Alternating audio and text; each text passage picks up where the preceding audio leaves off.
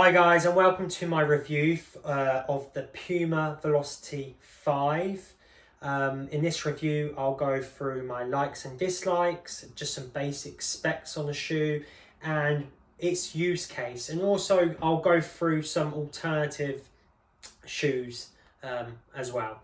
So getting straight into the stats, we have got 34mm in the heel and we have 26 in the forefoot for an 8mm drop. Just right off the bat, I quite like that. If I'm comparing it to something like the Vomero Plus, which is has a bigger stack height than 40mm, and something like the Vomero 18, which again is a larger stack shoe. I like coming back to a shoe like this because it keeps your training honest. The less stack height you have, I believe, will test your legs, which is what ultimately that's what training is about. You don't want a shoe that's going to give you the easiest option and keep your legs fresh. You want to beat your legs up. I believe that's what's going to make you a faster runner, by conditioning your legs. And just to give you a bit of a background on me, I'm currently getting ready for a half marathon. I'm about 11 weeks out from the half marathon, and I'm aiming for a sub 70-minute half marathon, which I'm really looking forward to. And I just think a shoe as honest as this for your daily mileage will work, definitely. So now I've covered the stack height. If I just go into the weight, so I weighed both the left and the right pair. The left came out at 248 grams and the right pair weighed in at 247 grams. So in terms of quality assurance, it's a green tick from me. There was no major difference in terms of weight from from the left or the right. And in terms of the width of the shoe, so the Velocity 4 was a bit more of a narrower shoe, but to be honest, I've got a normal size foot and I found it okay. And again with this one, I've got a normal size foot and I felt like it just fit true to size of my UK size 8. It wasn't narrow for me. It felt pretty good. So if you have got a normal size foot, you've got nothing to worry about. You have bags of space in the toe box. And if you have a wider foot, then yeah, to be honest, I'm sure you'll have more than enough space in here because I did. I'll be honest, I was considering sizing down, and I never consider sizing down, so I had plenty of room. In terms of the foam, so you have an ATPU mixed foam from Puma. This foam is an interesting foam. So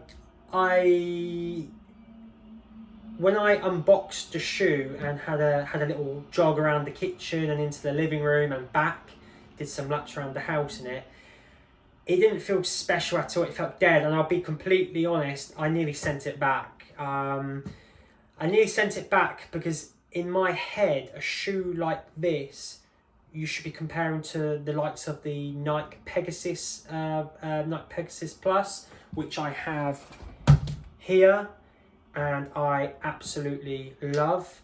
So when I was comparing this type of Zoom X foam to this, I was a little bit disappointed from the feeling walking in the house anyway. But nonetheless, I carried on and I went for a run. And yeah, it felt pretty good. I mean, you got to bear in mind the price point for this shoe is under 100. Well, I got this shoe for under £100, for around about £94, £96, using a discount code from Start Fitness. But I know it retails at £110. But considering I got this for under 100 quid, and you guys can still get this for under 100 quid, it's pretty good value for money, and it's good for what the shoe is designed for. The shoe is designed for daily mileage. I run 80 miles a week. I'm looking to increase that mileage So I need a shoe that can do the boring, plodding miles, the easy zone 2 stuff. If you guys like the zone 2 zones, which I absolutely love, that's fine.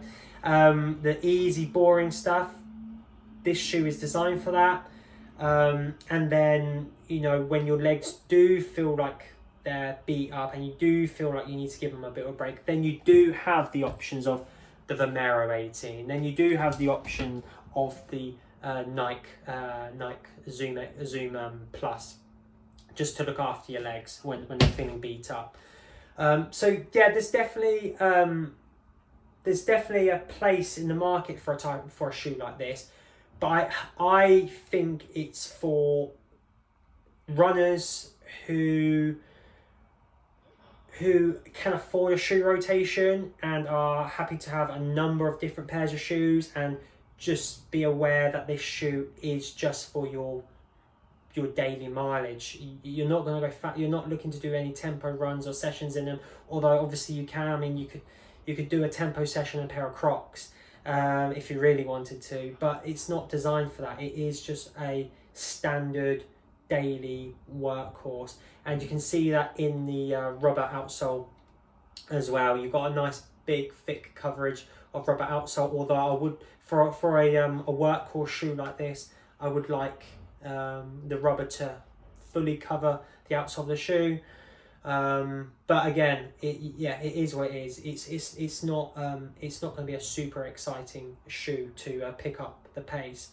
And the reason for my title, the title for this YouTube video, don't buy unless, my point with that is, don't buy this shoe unless you are a higher volume runner that needs some rotation in with your shoes, and you need an honest shoe. Because if you're a lower volume runner, then you can get this shoe here, one of my favorite shoes, the Nike Pegasus Plus, for I think Sports Shoes are selling this shoe for about £95 at the moment on sale. If they've got 40% off. And with this shoe, this is a type of shoe where you could do a 2-3 mile warm up before a park run. Then you could go and do the park run, trying to pick up the pace, or do a tempo session, an interval session. This shoe allows you to do the easy stuff that this shoe allows you to do, but then this stuff allows you to pick up the pace, which is what I really like. And if you're comparing the two prices, you might as well pick up this shoe instead, because you can do your intervals and your speed sessions in the Nike Pegasus Plus. Also, you have obviously the Evo SL, which again, I don't like to do my daily mileage in this, because I think the Light Strike Pro that they've got in this shoe is a race day foam, and it should just be used for your faster sessions, and that's what it should be reserved for, really. I don't believe you should be using this for your daily mileage. So that's why I go back to a shoe like this, or I have a dedicated daily mileage shoe like the Puma Velocity 5. So guys, that is my take on the Puma Velocity 5. Don't buy unless you are a higher you run high mileage, or high mileage, and you want a shoe that's just a workhorse shoe in your rotation, or you are a lower volume runner that just wants just a workhorse in general, to be honest, in your rotation. But again, like I said, and I won't repeat it, if you are a lower volume runner and you want or you just want a shoe that you can go out, do easy mileage in, but also pick up the pace, I'd recommend a shoe like the Nike Pegasus Plus. And like I said, it's on discount at the moment at Sports Shoes for about £94, £95. And to be honest, I think I'm going to pick up another pair of these because they're absolutely beat up. Thank you guys for your time, and thank you for watching. If you could subscribe to the channel and leave a like, and also if you could just comment just in terms of what your favourite daily trainer is, I'd really appreciate that. And also, if you have got your hands on this shoe, what are your thoughts? And also, I would also like to know what you guys think about the Nike Pegasus Plus, because I absolutely love this shoe, and I don't think it gets the love from other shoe tubers on YouTube, which led I nearly didn't buy this shoe because of the bad reviews it received. So it'd be interesting to know if any of you guys have got this shoe and what you actually think of it. Cheers guys, take care, bye.